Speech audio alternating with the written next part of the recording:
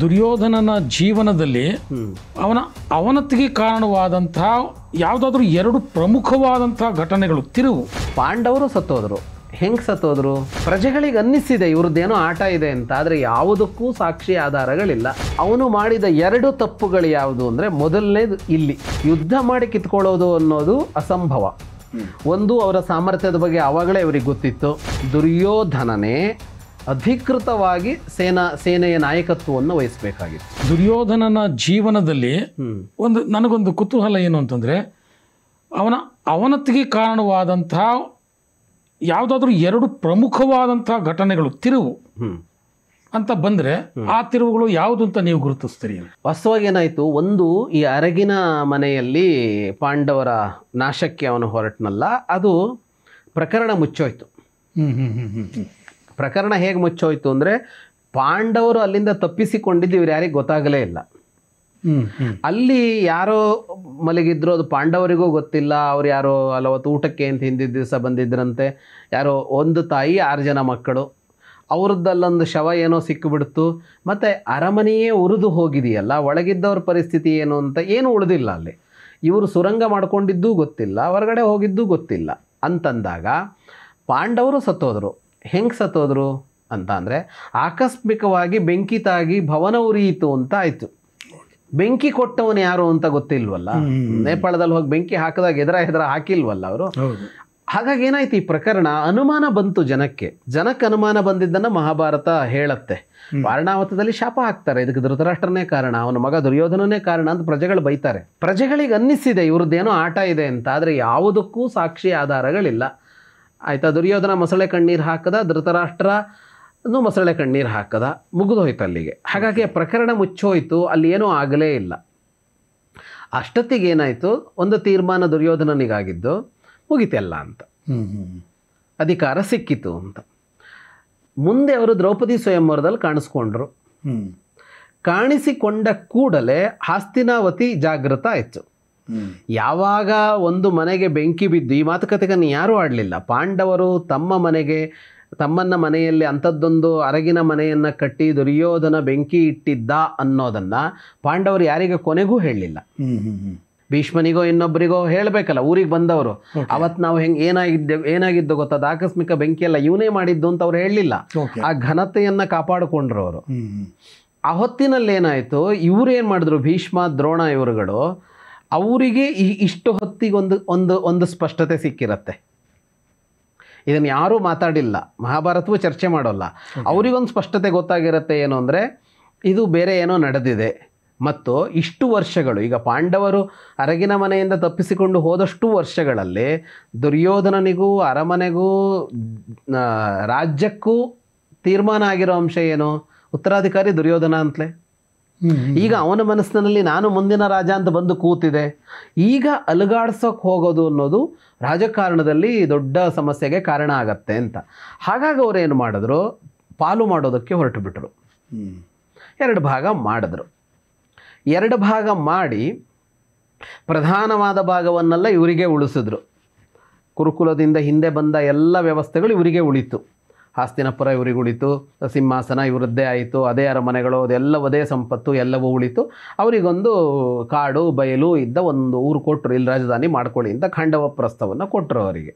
ಇಲ್ಲಿಗೆ ಇದಿಷ್ಟೇ ಮುಂದುವರೆದು ಬಿಟ್ಟಿದ್ರೆ, ಇಲ್ಲಿ ದುರ್ಯೋಧನ, ನೀವು ಹೇಳಿದ ಆ ದುರ್ಯೋಧನನ ಅಂದರೆ ಆ ವಿನಾಶಕ್ಕೋ ಅಥವಾ ದುರ್ಯೋಧನನ ಇಷ್ಟು ದುಷ್ಟ ಅಂತ ಅನ್ನಿಸಿಕೊಳ್ಳೋದಕ್ಕೋ ಬೇಕಾಗೋ ಯಾವ ಸಂಗತಿಗಳು ಇರ್ತಾ ಇರಲಿಲ್ಲ.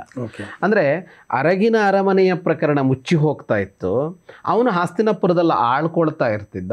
ಇವರು ಖಾಂಡವ ಪ್ರಸ್ಥವನ್ನು ಇಂದ್ರಪ್ರಸ್ಥವನ್ನು ಆಗಿಸ್ಕೊಂಡು ಅವರಷ್ಟಕ್ಕೆ ಅವ್ರು ಬದುಕ್ತಾ ಇದ್ರು. ಅವ್ರು ಇವನ್ ಸುದ್ದಿಗೂ ಬರ್ತಾ ಇರಲಿಲ್ಲ. ಸುದ್ದಿಗೆ ಅಂದರೆ ಸಂಬಂಧ ಕೆಡ್ಸ್ಕೊಂಡಿರಲಿಲ್ಲ ಅವರು. ಆದರೆ ಇವನನ್ನು ಬಗ್ಗಿಸಬೇಕು ಅಂತ ಹೊರಡ್ತಾ ಇರಲಿಲ್ಲ. ಅವರು ದ್ವೇಷ ಸಾಧಿಸ್ತಾ ಇರಲಿಲ್ಲ. ನಮ್ಮನ್ನ ಬೆಂಕಿ ಹಾಕಿ ಕೊಲ್ಲೋಕೆ ಹೊರಟಿಲ್ವಾ, ನಾವು ಬಲಿಷ್ಠರಾದ ಮೇಲೆ ನಿನ್ನನ್ನು ನೋಡ್ತೀವಿ ಅಂತ ಹೋಗ್ತಾ ಇರಲಿಲ್ಲ. ಇದು ನೋಡಿ ತುಂಬ ಕಡೆ ನಡೆಯುತ್ತೆ. ಇದನ್ನು ಗಮನಿಸಬೇಕಾದ್ದೇನೆಂದರೆ, ದ್ವೇಷ ಅಂತ ಇರುತ್ತಲ್ಲ, ಅದನ್ನು ಎಷ್ಟೋ ಸಲ ಇನ್ನೊಂದು ಪಕ್ಷದವರು ಕ್ಷಮಿಸಿ ಮುಂದೆ ಹೋಗ್ತಾ ಇರ್ತಾರೆ. ಆವಾಗ ಈಚೆ ಕಡೆಯವರು ಸುಮ್ಮನಾದರೆ ಇವ್ರು ಬದುಕೋಬೋದು. ಭಗವಂತ ಅವನ ನ್ಯಾಯಾಲಯದಲ್ಲಿ ಕೊಡುವ ಶಿಕ್ಷೆಗಳು ಬೇರೆ ಇರುತ್ತೆ. ಬೆಂಕಿ ಹಚ್ಚಿ ಸುಟ್ಟಿದ್ದಕ್ಕೆ ಪಾಪ ಅದ್ರ ನರಕಕ್ಕೆ ಹೋದ್ರೆ ಅನುಭವಿಸೋದು ಬೇರೆ. ಆದರೆ ಇಲ್ಲಿ ಏನೂ ಆಗೋದಿಲ್ಲ. ಆದರೆ ಏನು ಮಾಡ್ತಾರೆ, ಸುಮ್ಮನೆ ಇರೋಲ್ಲ, ಇವರು ಮತ್ತೆ ಬೆಂಕಿ ಹಚ್ಚೋ ಕೆಲಸಕ್ಕೆ ಹೊರಡ್ತಾರೆ. ಅದು ಹೊರಟಾಗ ಅದು ವಿಷಮಿಸತ್ತೆ, ಅದು ಬೂಮರಾಂಗ್ ಆಗತ್ತೆ, ವಾಪಸ್ ಬಂದು ಹೊಡೆಯತ್ತೆ. ದುರ್ಯೋಧನ ಇಲ್ಲಿ ಮಾಡಿಕೊಂಡ ತಪ್ಪೆಲ್ಲಿ ಅಂತ ಅಂದರೆ, ಅವರು ಇಂದ್ರಪ್ರಸ್ಥ ಕಟ್ಕೊಂಡ್ರು, ಅವನ್ಯಾರೋ ಮಯ ಬಂದು ಸಿಕ್ಕದ, ಅಲ್ಲಿ ದಾನವ ಶಿಲ್ಪಿ ಸಿಕ್ಕದ, ಅದೇನೋ ಒಂದು ಕಾಂಡವ ವನದೊಂದು ಪ್ರಕರಣ ನಡೀತು ಅಲ್ಲಿ. ಆ ಪ್ರಕರಣ ಹೇಗೆ ಅಂದರೆ, ಸುಮ್ಮನೆ ಕೃಷ್ಣಾರ್ಜುನ ಇದ್ದರು, ಇವರು ಕಟ್ತಾ ಇದ್ದರು, ಇನ್ನೂ ಕಟ್ಕೊಳ್ತಾ ಇದ್ದರು. ಕೃಷ್ಣ ಬಂದಿದ್ದ, ಸಹಜವಾಗಿ ಬಂದಾಗ ಕೃಷ್ಣಾರ್ಜುನ ಅವರು ತುಂಬ ಆತ್ಮೀಯ ಗೆಳೆಯರವರು. ಅವರು ಎಲ್ಲೋ ವಿಹಾರ ಮಾಡ್ಕೊಂಡಿದ್ದರು, ನದಿ ಕೆರೆ ಬೆಟ್ಟ ಅಲ್ಲೆಲ್ಲ ಓಡಾಡಿಕೊಂಡು ಇದ್ದಾಗ ಒಬ್ಬ ಬಂದ ಬ್ರಾಹ್ಮಣ ವೇಷದಲ್ಲಿ, ಬಂದು ನನಗೆ ನಿಮ್ಮ ಸಹಾಯ ಬೇಕು ಅಂದ. ಆಯಿತು ಅಂತಂದ್ರೆ, ಏನಾಗಬೇಕು ಅಂದರು. ಅವ್ನು ನೋಡಿದ್ರೆ ಅಗ್ನಿ, ನನಗೆ ಅಜೀರ್ಣ ಆಗಿದೆ, ನನಗೆ ಜೀರ್ಣ ಶಕ್ತಿ ವೃದ್ಧಿ ಆಗಬೇಕು, ನನಗೆ ಈ ಖಾಂಡವನವನ್ನು ಆಹಾರವಾಗಿ ಕೊಡಬೇಕು ಅಂತ ಕೇಳ್ದ ಅವನು. ಅದಕ್ಕೇನು ಸಮಸ್ಯೆ, ಅಗ್ನಿ ಅವನ ನಿನ್ನ ಆಹಾರ ನೀ ಅದನ್ನು ತೊಗೊಳ್ಬೋದಲ್ಲ ಅಂತ ಅಂದರು. ಅಂದಾಗ ಅವನು ಹೇಳ್ದ, ಇಲ್ಲ ಇದಕ್ಕೆ ದೇವತೆಗಳು ಇದಕ್ಕೆ ಒಪ್ಪೋದಿಲ್ಲ ಅಂತ, ಇಂದ್ರಾದಿಗಳು ಇದನ್ನು ಸುಡೋದಕ್ಕೆ ಒಪ್ಪೋದಿಲ್ಲ ಅಂತ. ಒಂದು ಕಾಂಡವ ದಹನ ಅನ್ನೋದೊಂದು ಪ್ರತ್ಯೇಕ ಮಾತನಾಡಬಹುದಾದ ವಿಷಯ. ಇವತ್ತು ಕಾಡು ಸುಡೋದು ಅನ್ನೋ ಶಬ್ದ ಇದೆಯಲ್ಲ, ಅದರಷ್ಟು ಭಯಂಕರವಾದ ಶಬ್ದ ಇನ್ನೊಂದಿಲ್ಲ. ನಾವು ಮತ್ತೊಮ್ಮೆ ಚರ್ಚೆನೂ ಮಾಡಬಹುದು. ಅವನು ಕೇಳ್ದ, ಮತ್ತೊಮ್ಮೆ ಚರ್ಚೆ ಮಾಡುವುದು ಅಂತ ಇರೋದಕ್ಕಾಗಿ ನಾನು ಇದಕ್ಕೆ ವಿವರಣೆ ಕೊಡದೆ ಮುಂದೆ ಹೋಗ್ತಾ ಇದ್ದೆ.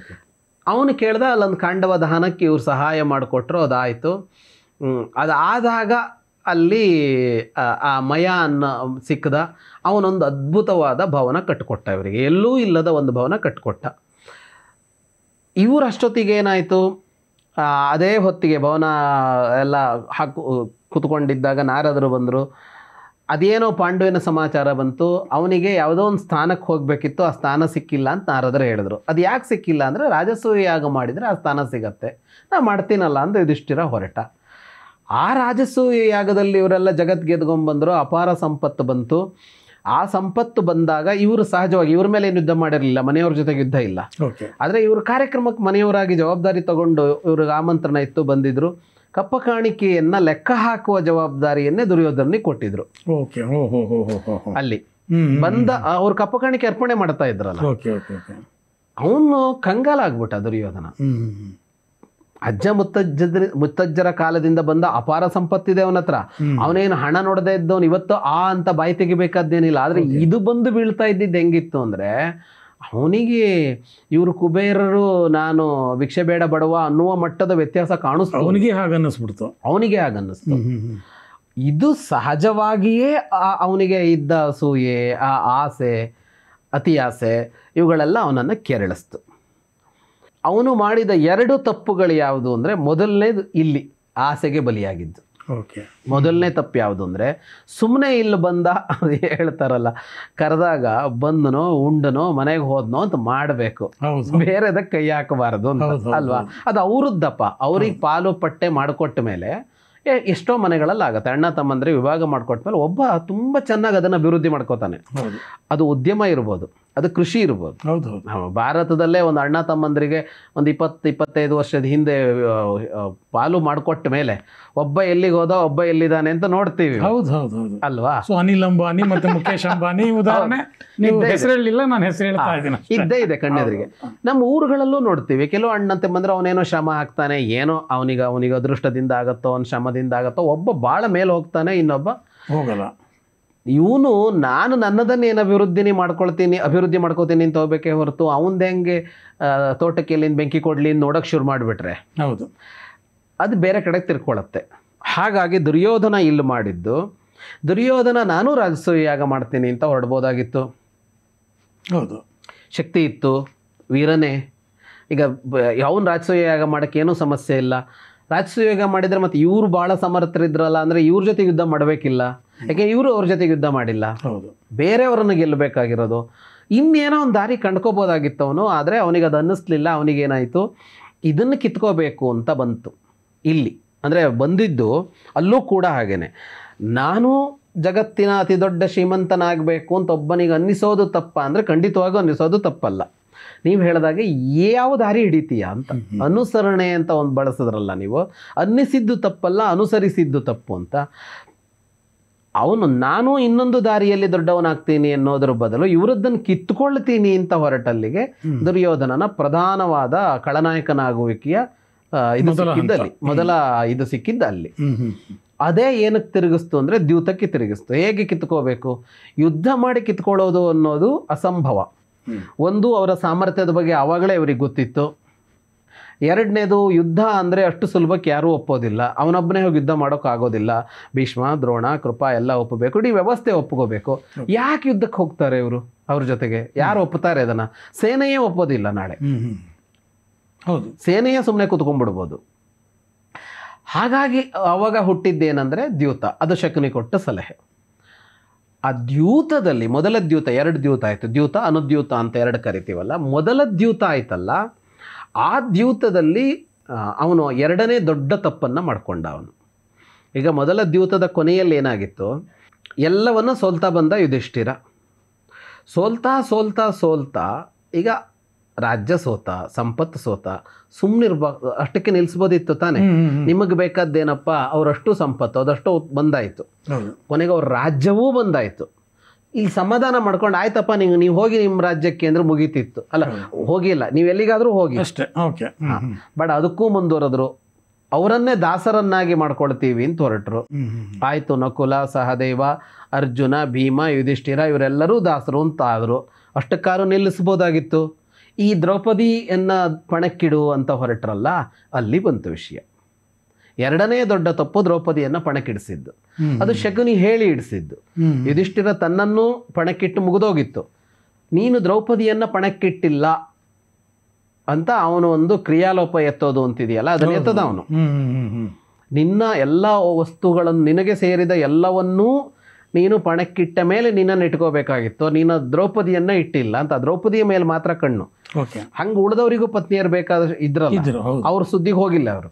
ಈ ದ್ರೌಪದಿಯ ಇದು ಬಂದಾಗ ದುರ್ಯೋಧನ ತಡಿಬೋದಾಗಿತ್ತು.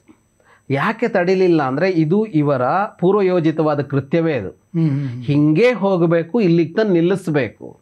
ಅದಾದ ಮೇಲಾದರೂ ಅಷ್ಟಕ್ಕೆ ನಿಲ್ತಿತ್ತೇನೋ. ದ್ರೌಪದಿಯನ್ನು ಸಭೆಗೆ ಕರೆತರೋದು ಅಂತ ಅನ್ನೋದು ಅದು ಮೊದಲನೇ ತಪ್ಪು. ಇನ್ನೊಂದು ತಪ್ಪು, ದ್ರೌಪದಿಯನ್ನು ಕರೆತರೋದು ಅಂತ ಆದಮೇಲೆ ವಸ್ತ್ರಾಪಹರಣದ ಪ್ರಯತ್ನಕ್ಕೆ ಅಂತ ಹೋಗೋದಿದೆಯಲ್ಲ, ಅದನ್ನು ಕರ್ಣ ಹೇಳಿದ್ದು, ದುರ್ಯೋಧನ ಅಲ್ಲ. ಆದರೆ ಬೇಡ ಅಂತ ಹೇಳೋದಕ್ಕೆ ಅವಕಾಶ ಇತ್ತಲ್ಲ, ಹೇಳಬೇಕಾಗಿತ್ತಲ್ಲ. ಅಲ್ಲಿ 2ನೆಯ ತಪ್ಪು ಯಾವುದು ಅಂದರೆ ದ್ರೌಪದಿ ವಿಷಯ. ಮೊದಲನೇ ತಪ್ಪು ಪಾಂಡವರಲ್ಲಿದ್ದ ಸಂಪತ್ತನ್ನು ನಾನು ಕಿತ್ಕೊಳ್ತೀನಿ ಅಂತ ಅಂದ್ಕೊಂಡಿದ್ದು. 2ನೆಯ ತಪ್ಪು ದ್ರೌಪದಿಯ ವಿಷಯಕ್ಕೆ ಹೋಗಿದ್ದು. ಅಂದರೆ ಸಾಮಾನ್ಯ ಭಾಷೆಯಲ್ಲಿ ಹೇಳಬೇಕು ಅಂದರೆ ಹಣ, ಹೆಣ್ಣು ಇವೆರಡೂ ಅವನನ್ನು ದಾರಿ ತಪ್ಪಿಸಿದವು. ಭೂಮಿ ಮತ್ತು ಸ್ತ್ರೀ ಇದೆರಡೂ ಪ್ರಧಾನವಾಗಿ ದುರ್ಯೋಧನನ ಅವನತಿಗೆ ಕಾರಣ ಆಯಿತು. ಸೊ ಇದು ಇಷ್ಟೆಲ್ಲ ತಪ್ಪು ನಡೆಗಳನ್ನು ಇಡ್ತಾ ಅಂತಿಮವಾಗಿ ಯುದ್ಧದ ಸನ್ನಿವೇಶ ಬಂದುಬಿಡುತ್ತೆ. ಆದರೆ ಆ ಯುದ್ಧದ ಸನ್ನಿವೇಶದಲ್ಲಿ ನೀವು ಹಿಂದಿನ ಸಂಚಿಕೆಗಳಲ್ಲಿ ಹೇಳಿದ ಹಾಗೆ ದುರ್ಯೋಧನ ಮಹಾನ್ ರಾಜತಾಂತ್ರಿಕತೆಯನ್ನು ಮೆರೀತಾನೆ. ಸೊ ಯುದ್ಧದ ಸನ್ನಿವೇಶ ಅಂತ ಬಂದಾಗ ಅಷ್ಟೆಲ್ಲ ರಾಜತಾಂತ್ರಿಕತೆ ಚತುರ ಆಗಿದ್ರೂ ಕೂಡ ಎಲ್ಲೋ ಒಂದು ಕಡೆ ಅವನು ಎಡವಬೇಕಲ್ಲ. ಇಂಥ ಅಷ್ಟೆಲ್ಲ ಇದ್ದರೂ ಕೂಡ ಇದೊಂದು ತಪ್ಪು ಅವನನ್ನು ಯುದ್ಧದಲ್ಲಿ ಸೋಲು ಹಾಗೆ ಮಾಡಿಬಿಡ್ತು ಅಂತ ಇದ್ರೆ ಆ ಥರದ್ದು ಯಾವುದು ಆತನ ತಪ್ಪು ಅಂತ? ಅಲ್ಲಿ ನನಗನ್ಸೋ ಪ್ರಕಾರ ಅವನದ್ದು ತಪ್ಪು ಅನ್ನೋದಕ್ಕಿಂತ ಅವನಿಗೆ ಅದು ಅನಿವಾರ್ಯ ಆಗಿತ್ತು. ಈಗ ಪಾಂಡವರಲ್ಲಿ ಏನು ಮಾಡಿದ್ರು ಅವರು ಅಂತ ಅಂದರೆ, ಇಡೀ ಸೇನೆಯ ಮುಖ್ಯ ಜವಾಬ್ದಾರಿಯನ್ನು ಅರ್ಜುನನಿಗೆ ಕೊಟ್ಟಿದ್ರು. ಸೇನಾಪತಿ ಧೃಷ್ಟದ್ಯುಮ್ನ ಅವರಲ್ಲಿ. ಆದರೆ ಆ ಸೇನಾಪತಿಯ ಮೇಲೆ ಅರ್ಜುನ ಇದ್ದ ಅವರ ವ್ಯವಸ್ಥೆಯಲ್ಲಿ. ಹಾಗೆ ಇತ್ತು ಅವರದ್ದು. ಸೇನಾಪತಿ ಆದಮೇಲೂ, ಇವನು ಸೇನಾಪತಿ ಅಂತ ಆದಮೇಲೂ ಅವನು ಅದಕ್ಕಿಂತ ಮೇಲೆ ಅಂತಲೇ ಇತ್ತು. ಮತ್ತು ಇಡೀ ಯುದ್ಧವನ್ನು ಪಾಂಡವರು ಪ್ರಧಾನವಾಗಿ ಅವರೇ ನಿರ್ವಹಿಸಿದರು.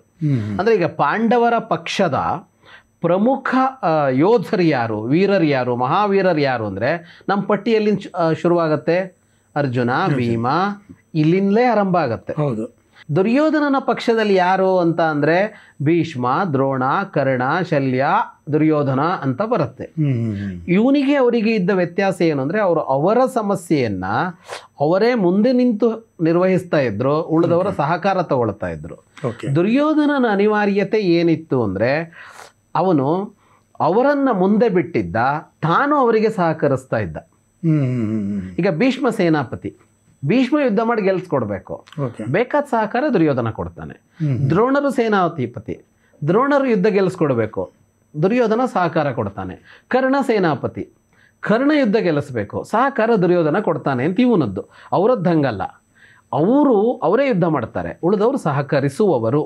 ಈ ಸಹಕರಿಸುವವರು ಅಂತ ಇದಾರಲ್ಲ, ಈ ಸಹಕಾರ ಅನ್ನೋ ಶಬ್ದ ಎಲ್ಲಿ ಬರುತ್ತೆ ಅಂತಂದರೆ, ಸಹ ಅಂದರೆ ಜೊತೆಗೆ ಅಂತ ಶಬ್ದ ಎಷ್ಟು ಚೆನ್ನಾಗಿದೆ ಅಂತ, ಕಾರ ಅಂದರೆ ಕ್ರಿಯೆ ಮಾಡುವಂಥದ್ದು.